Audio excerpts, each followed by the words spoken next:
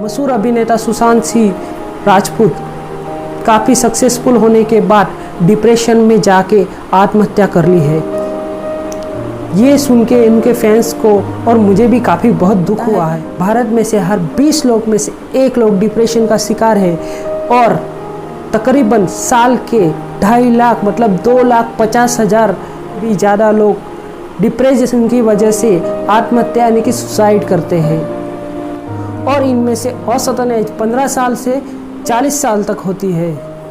दोस्तों, आप जानते हैं डिप्रेशन क्या होता है, किस किस प्रकार का होता है, क्या डिप्रेशन से कभी छुटकारा पाया जा सकता है, क्या डिप्रेशन का कुछ इलाज होता है। तो आज इस वीडियो में मैं आपको बताऊंगा कि डिप्रेशन क्या होता है, कैसे होता है और उससे छुटकारा कैसे पाया जाए। तो डिप्रेशन के बारे में जानने के लिए दोस्तों मैं यहाँ पे आपको एक छोटी सी कहानी सुनाना चाहूँगा और वो कहानी सुनने से पहले मेरा आपसे रिक्वेस्ट है कि आप मेरा चैनल सब्सक्राइब कर लीजिए ताकि आपको भविष्य में भी ऐसे ही जानकारी वाली वीडियो मिलती रहे। दोस्तों, मैं जो आपको आज कहानी सुनाने जा रहा हूँ ये बहुत ही पुराने ज़माने की है। पुराने ज़माने में एक बहुत बड़ा राजा हुआ करता था। वो राजा आज के अंबानी से या टाटा से कम नहीं था। धन के उसके पास कोई कमी नहीं थी और सब तरह की सुख समृद्धियाँ उसके पास थी। एक दिन वो राजा के राज्य में एक सन्यासी आता है। जैसे कि हम सब जान रहे हैं, पुराने ज़माने में सन्यासियों का काफ़ी मान सम्मान किया जाता था। तो सन्यासी उसके दरबार में आता है तब राजा उसकी काफ़ी मान सम्मान करता है और सेवा करता है। बदले में सन्यासी उसको खुश होकर कुछ देना चाहता है तो राजा को कहता है कि मैं तुम्हारी सेवा से बहुत प्रसन्न हूँ, तुम चाहे जो मेरे से मांग लो। तो राजा कहता है, स्वामी जी आपकी कृपा से मेरे पास सब कुछ है, मेरे पास धन दौलत सुख संपत्ति सब है, मुझे किसी चीज़ की ज़रूरत नहीं है। तो भी सन्यासी बोलता है कि मैंने आपसे सेवा ली है तो मुझे कुछ ना कुछ तो आपको देना पड़ेगा। तो राजा को एक तावीज़ देता है और तावीज़ देते हुए राजा को कहता है, हे राजन, ये तावीज़ तभी खोलना जब भी तुम काफ़ी मुश्किल में हो, परेशानी में हो, तुम्हें कुछ सूझ नहीं रहा हो कि क्या करना चाहिए।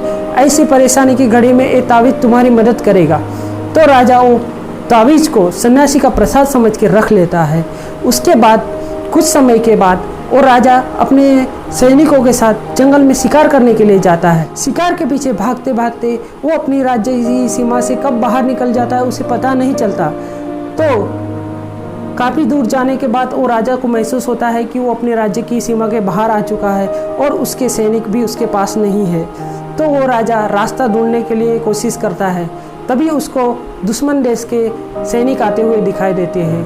तो वो राजा अकेला होता है, इसलिए दुश्मन देश के सैनिकों से लड़ नहीं पाएगा। यह सोच के वो राजा छुपने के लिए जगह ढूंढने लगता है और वो जंगल में इधर उधर भागने लगता है। काफ़ी समय भागने के बाद वो राजा जब थक जाता है, उसका घोड़ा भी थक जाता है, तो वो किसी जगह पे छुपने का सोचता है।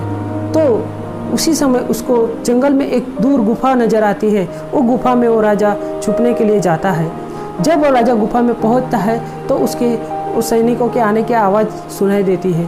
तब राजा सोचता है कि मैं अभी ये सैनिकों से बच नहीं सकता और इतनी दूर मुझे कोई मदद करने वाला भी नहीं है और ना ही मेरे पास खाने पीने का कुछ सामान है।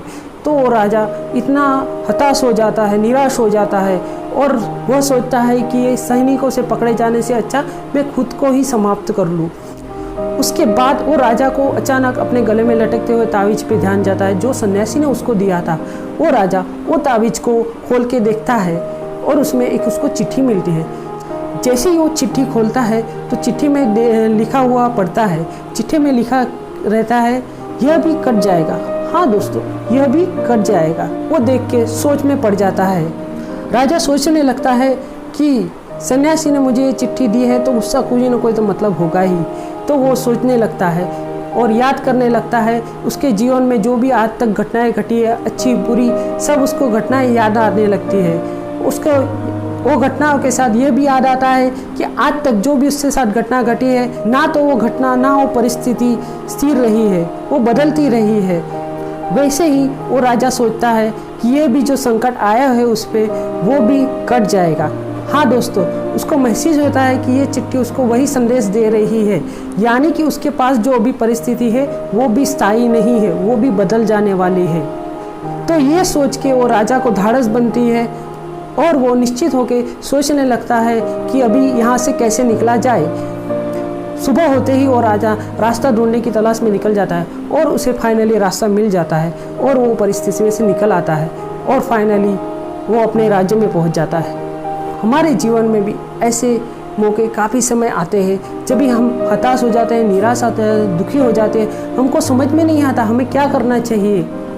ऐसे समय पे हमको सोचना चाहिए कि ये जो खराब परिस्थिति है वो भी निकल जाने वाली है। जैसे हर रात के बाद एक सवेरा होता है, हर पतझड़ के बाद एक बहार होती है, वैसे ही एक खराब समय के बाद एक अच्छा समय भी होता है। तो दोस्तों, हम वो अच्छे समय के बारे में सोच के हमें प्रयत्न करना चाहिए कि हम बुरे समय में से कैसे बाहर निकल जाए। तो दोस्तों, आपको मेरी वीडियो कैसी लगी ज़रूर कमेंट में लिखें, और आपको अगर फ्यूचर में भी ऐसी ही वीडियो देखनी है तो मेरे चैनल को सब्सक्राइब कर लीजिए। थैंक यू दोस्तों।